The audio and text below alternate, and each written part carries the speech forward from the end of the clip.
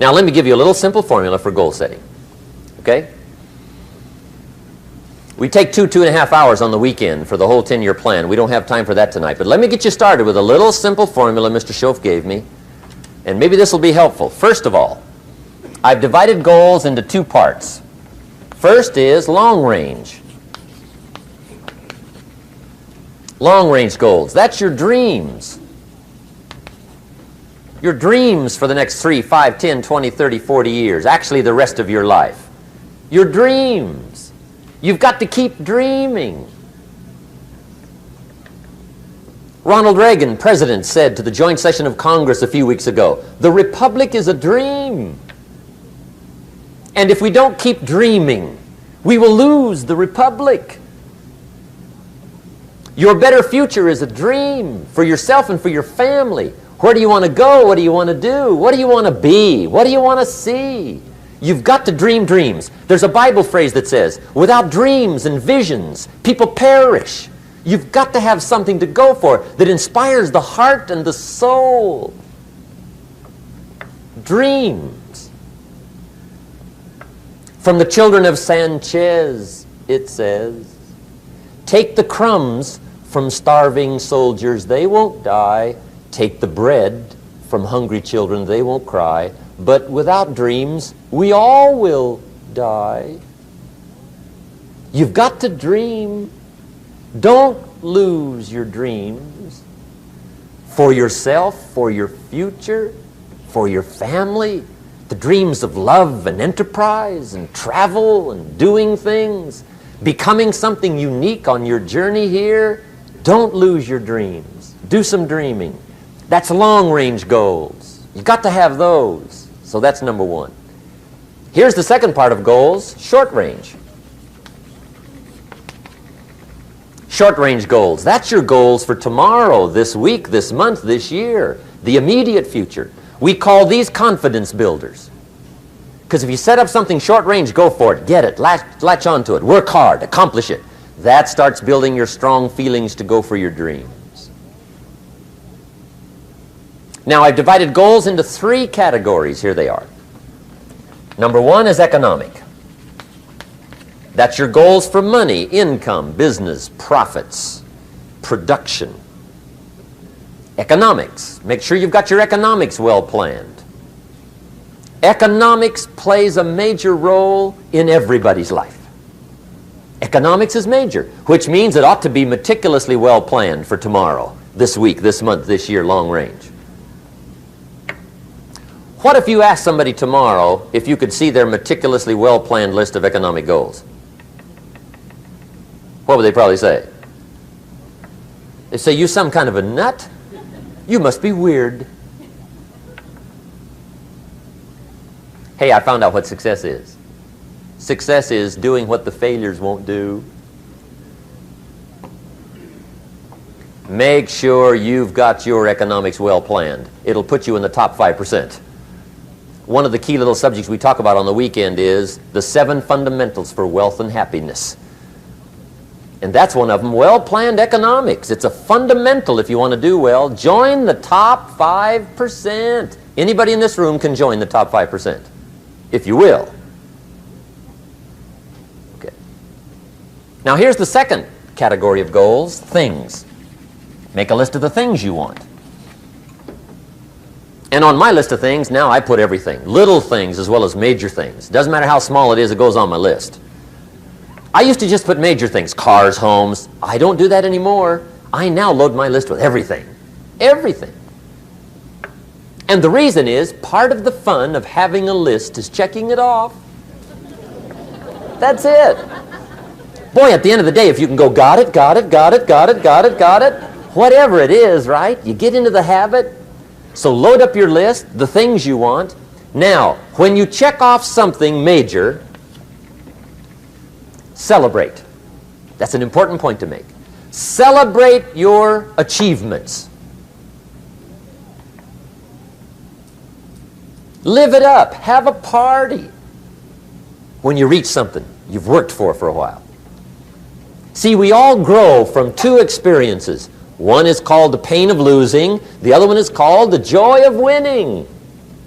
We need both of them. Amplify them as much as you can, which also means make losing painful. If you set up something, fooled around, didn't get it, put it on yourself.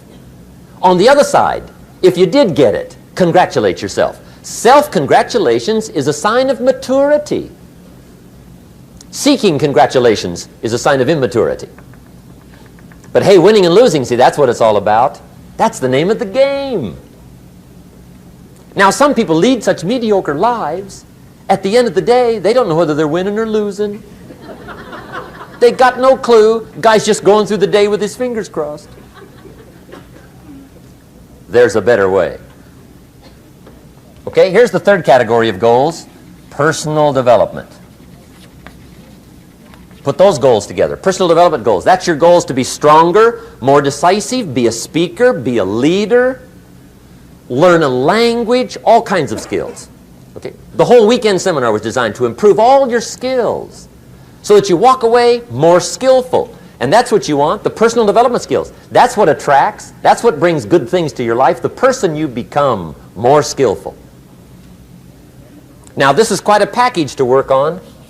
Economics, things, personal development. For tomorrow, this week, this month, this year, long range.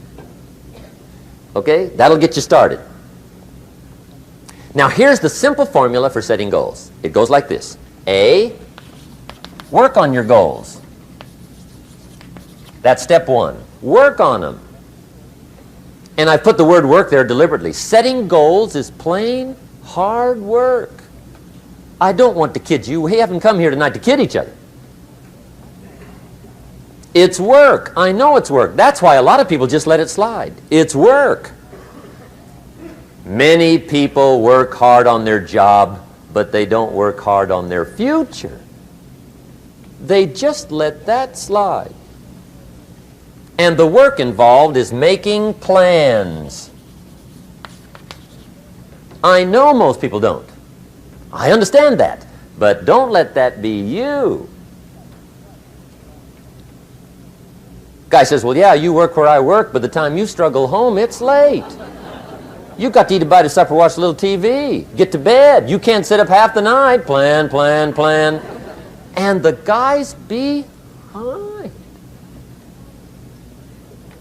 Good worker, hard worker, sincere. But you've got to be better than sincere, working hard. You've got to be better than a good worker. You've got to be a good planner. Somebody once wisely said, the people who fail to plan are planning to fail. Well said. So work on your goals. Here's step two. Write your goals down. That's so important. I teach my staff around the world, put your goals in your journal. Because one of the major people you want to study is yourself. So here's the list of goals I put together 3 weeks ago. Here's the list of goals I put together 2 years ago. Here's some of the changes I made, rearrangement of my priorities. I scratched these off. I put these on. I've gotten these. Study your accomplishments. Study what your desires are. Put them on paper. Write them down. Here's another reason for writing your goals down. It shows you're serious about doing better. And to do better, you got to get serious. You don't have to be grim, but you must be serious.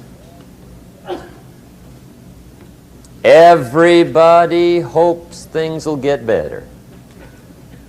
Everybody hopes. Poor people hope. That ought to tell you something. It means the future does not get better by hope. It gets better by plan. I used to have the affliction called passive hope. It's an affliction. It's bad. Probably what's even worse than that is happy hope. Now that is really bad. That's bad. Happy hope.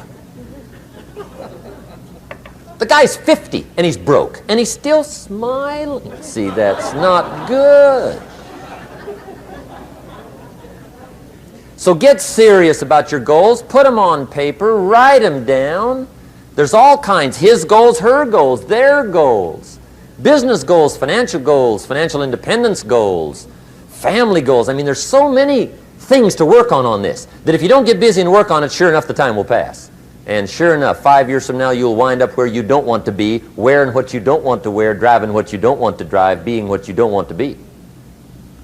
Now's the time to fix it. Now, here's the third step to your goals. Check the size of your goals and the kinds of goals. How big they are, what kind they are, affects you. And here's one of the important phrases of the evening. Your goals are affecting you, whatever they are.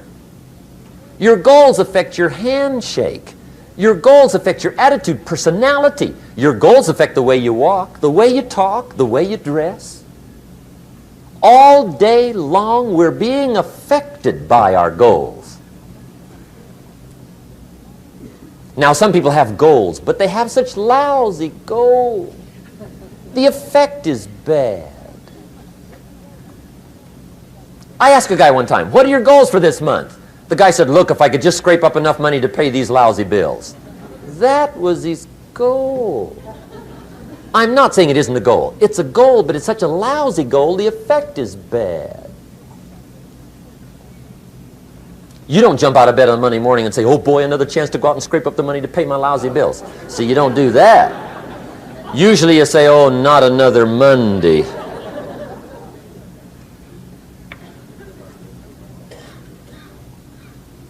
And some people have so given up on life, they have joined the thank God it's Friday club.